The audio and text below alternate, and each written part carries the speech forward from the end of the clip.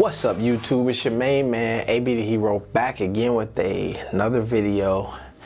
And in today's video, we're going to talk about this NBA bubble and why I believe we might need to put an asterisk by whoever wins this championship. Let's go.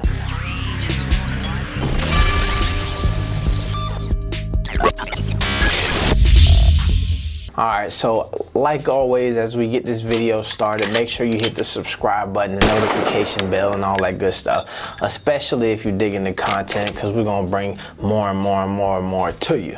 So let's get this underway. Alright, so before the NBA bubble started, especially before the playoffs started, there was a lot of conversation about whether or not there needed to be an asterisk around whoever won this championship, right? Obviously, the season ended early. They brought folks back. It's down in Orlando. There's a lot of things that would be different, right? Especially with the fact that some of the top players were debating on whether or not they wanted to play. We seen Oladipo was kind of like iffy. We seen a lot of the Clippers players be iffy if they wanted to go.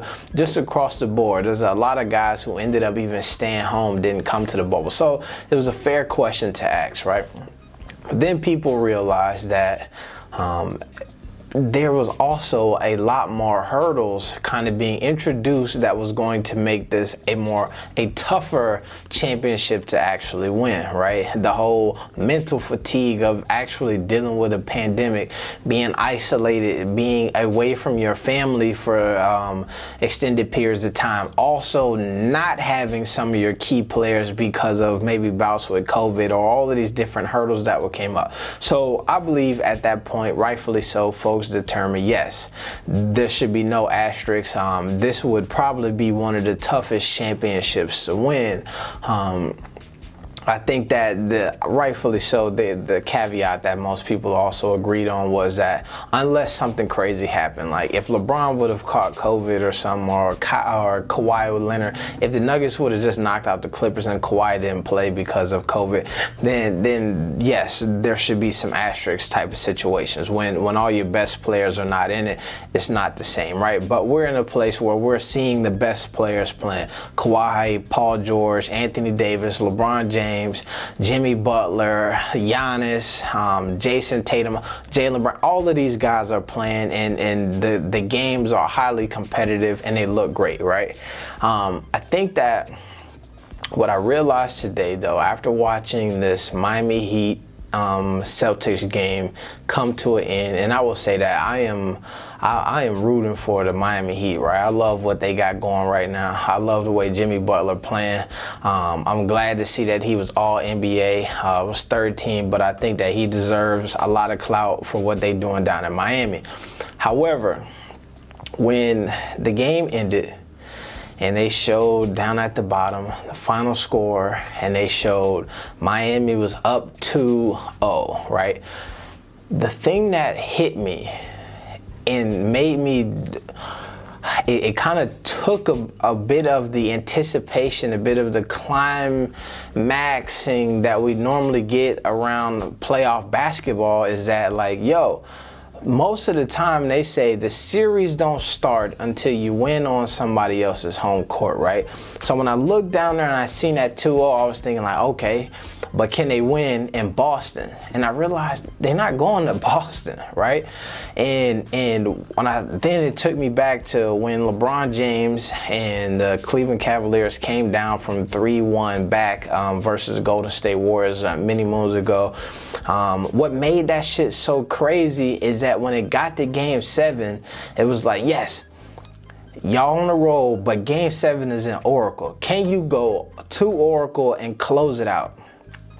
That shit, that meant something. When when LeBron was down in Miami, and they started putting the ropes on the court, and they like, bitch, you're not putting the ropes on the court in our house. it meant something. So I think that what this bubble is missing is that intensity, right? And to take it another step deeper, I think that this is why you see folks play better, because you have this young team like the Miami Heat. A lot of these young guys, the Duncan Robinsons, the Tyler Heroes, playing great, the Bam Adebayo's playing great basketball, right? And one of the things that, even going to the Nuggets, Jamal Murray playing hella basketball, Jokic, all of these dudes who we have not seen like play at this great of a level yet in their careers. One of the things that is absent of all of this, these games and the competition level is, yeah, you can get 50 in Denver, but now you got to go to Utah and get 50. Yes, you can get 50 in Denver, but you got to hop on a plane, and can you get that same 50 in the Staples Center?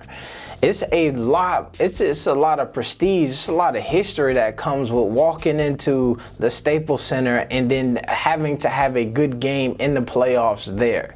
It's a lot of prestige, history, and pressure that comes with going to the Garden and not the Garden. What is it? Is that the Garden? I'm thinking Madison Square Garden, but whatever the thing is in Boston. I believe they call it the Garden too. I don't know. But you know what I'm saying. It's history and pressure to have to go there and get the W. Playing the Lakers in the Staples Center, the Clippers in the Staples Center, there's some pressure that is there. So when you're playing in a neutral site, you take away that pressure. Now, I would say there's something within that pressure. It's the fans, right?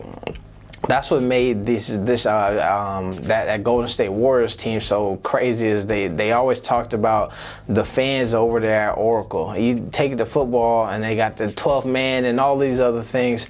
You look at the 76ers as a squad who has, especially the Ben Simmons and Joel Embiid era, have always had a better home record than they have had an away record. I mean, terrible away, great at home. And so the reason why I feel like there may be some need for an asterisk in this situation, and let me know if I'm tripping, if you can understand me, or if maybe I'm way off base here, is that I don't know if Duncan Robinson is consistent and as great of a shooter in these pressure situations when you got to hop on that plane.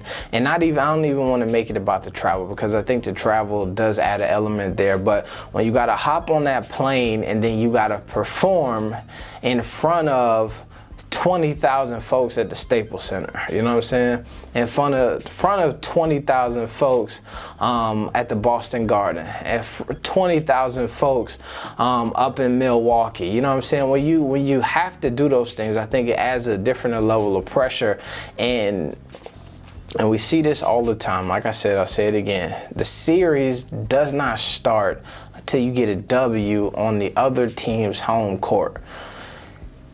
That's what makes home court advantage so wonderful, is that you're going to play 4 games at your home court, 3 games at theirs. So if you win all your home games, they win all their home games, you eventually end up winning the series.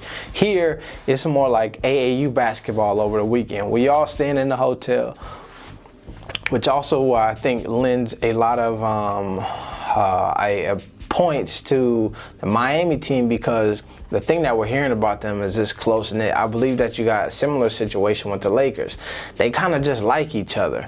They all happy to be there, and the chemistry looks good.